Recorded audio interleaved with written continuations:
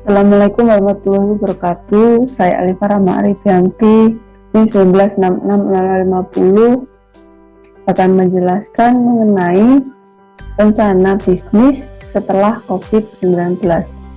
Jadi pandemi ini itu membawa banyak sekali perubahan. Nah, apa aja sih perubahan yang terjadi saat pandemi COVID? Perubahan kebiasaan saat pandemi itu sangat banyak sekali, termasuk yang berhubungan dengan bisnis, mulai dari pertemuan virtual hingga lebih senang untuk memakai e-komersial dan juga jasa delivery. Saat pandemi, sesuatu yang jauh dapat dijangkau lebih dekat dengan jaringan online. Yang seharusnya kerjasama dengan jarak yang jauh kini dapat dengan mudah dilakukan dan menghemat waktu maupun biaya perjalanan.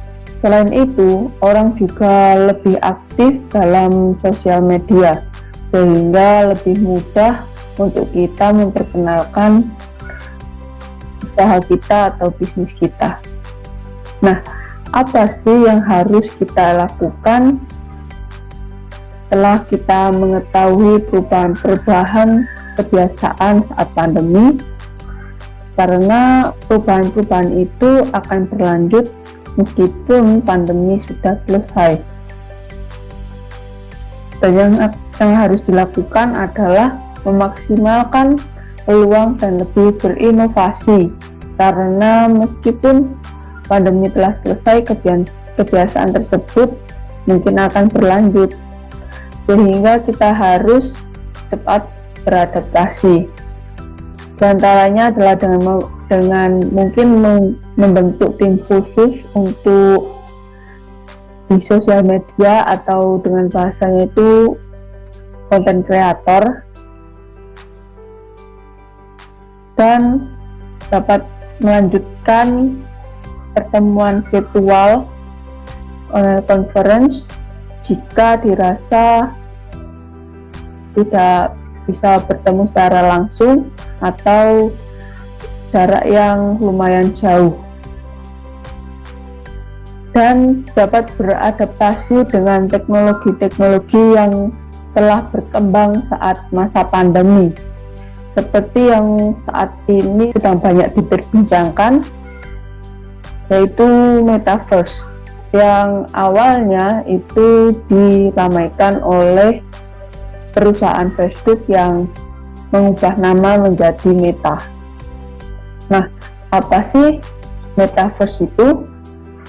Jadi Metaverse itu adalah bagian internet dari realitas virtual bersama yang seringkali sebagai bentuk media sosial. Namun dengan kata lain, Metaverse ini adalah ruang virtual yang dapat dirasakan dan dijelajahi oleh pengguna lain tanpa bertemu di ruang yang sama, tapi perbedaannya itu adalah Metaverse itu tampak lebih nyata daripada yang virtual lain sebelumnya. Dan pada dasarnya ini adalah komunikasi virtual yang saling terhubung, di mana orang dapat bertemu, bekerja, dan bermain. Meskipun secara virtual, kita pun masih bisa merasakan bentuk atau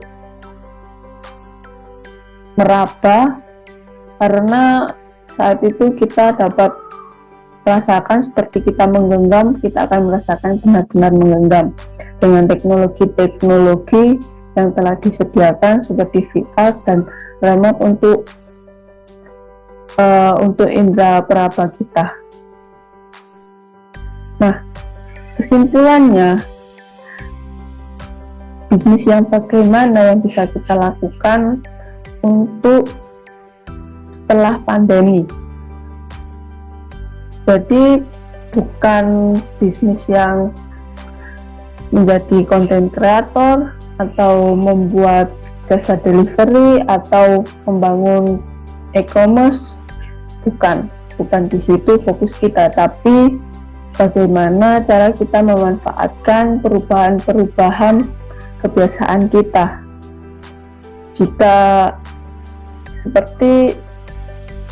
kita sering memanfaatkan media sosial, maka maksimalkan sponsorship di media sosial, karena jika zaman dahulu kita harus membayar untuk memperkenalkan usaha kita, maka sekarang kita dapat dengan gratis sponsorshipkan di usaha kita dengan cara konten. Nah, dari sana kita juga harus memanfaatkan teknologi seperti metaverse itu juga, karena apalagi kita sebagai desainer, jadi kita dapat memberikan contoh atau memberikan hasil desain kita yang dapat dirasakan secara nyata. Dan apapun usaha kita harus cepat beradaptasi dengan perubahan-perubahan yang telah terjadi saat pandemi COVID. Sekian presentasi dari saya.